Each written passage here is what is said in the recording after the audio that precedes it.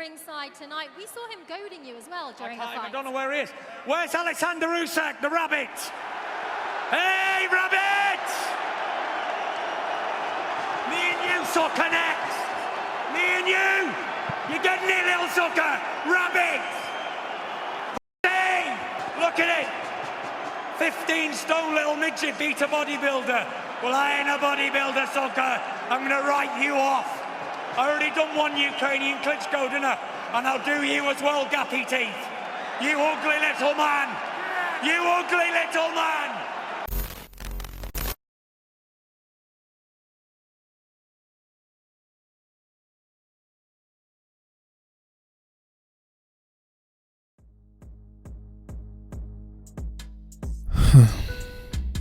I do sometimes think to myself and question, why do I actually even bother with the sport of boxing? There is no doubt that we get to watch some of the most highly talented athletes in the entire world. And within the square circle, we see boxers displaying amazing athleticism, superhuman conditioning, and also displaying phenomenal technique with immense boxing intelligence, all the while putting on a great show for the masses during the process. But not with this one. In my honest opinion, the heavyweight class might actually be one of the most mediocre divisions currently, and I certainly don't think it takes much of an expert to recognize this reality. But of course, you will come across just a few outliers that stand head and shoulders just above everyone else by showing and providing us with exceptional entertainment. But I still believe that the lower weight classes provide us with way much more, especially when you compare them to the heavyweight division. Now back to the subject at hand. Who in the boxing hell sanctioned this fight to continue? It really surprises me as to how and why these fights actually happen. Heck, what exactly did Chisora and his team expect coming into this fight with in the first place? I do understand that within boxing anything could literally happen within the ring, but let's be serious. Dereck Chisora was certainly not going to beat Tyson Fury. Now let's also be clear, I'm certainly not a hater of Chisora whatsoever, but I do believe he would have a higher chance in winning if he fought someone else. When you look back to their two previous bouts, the history honestly speaks for itself, and on a previous video on the channel, we went into detail on how exactly Chisora's performance across both of his fights with Fury, especially when you consider the outcome of their second meeting. For their first fight back in July 2011, Fury dominated the entire fight while denying Chisora the opportunity to gain any sort of momentum and won by a 12th round unanimous victory. We then skip ahead to the most life-humbling beatdown we've ever seen Fury dish out to any opponent.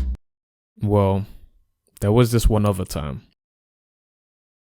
Just 3 years later, November 2014, Fury beat the living breaks out of this man right in front of his wife and kids on national television. Chisora got his ass whooped so hard that it made him literally turn black and blue. Think about it, the guy's black.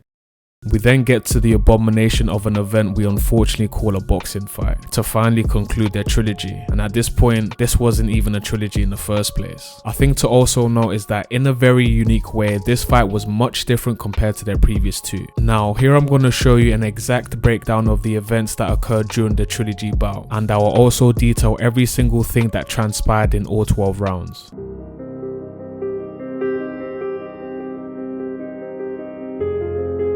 Yeah, that's it. Literally nothing happened. Now, some might believe the current state of boxing within the heavyweight division has proved to be somewhat underwhelming within the last few years, where it's become increasingly more apparent that fighters show less and less passion for the sport, while boxing organizations and boxing promoters only ever seek to maximize their profits from their poster boy fighters. And to those of you watching, what are your thoughts on the current state of boxing? Let me know your opinions down below in the comments because I would like to know. Shout out to the people who spent their money on the pay-per-view to watch this fight because I honestly feel bad. And also shout out to the people that didn't spend their money. Good job. And my final message to those who are patiently waiting for the full fight to drop sometime this week on YouTube, just don't bother. I appreciate you all for tuning into this video. Don't forget to subscribe, and as always, until next time.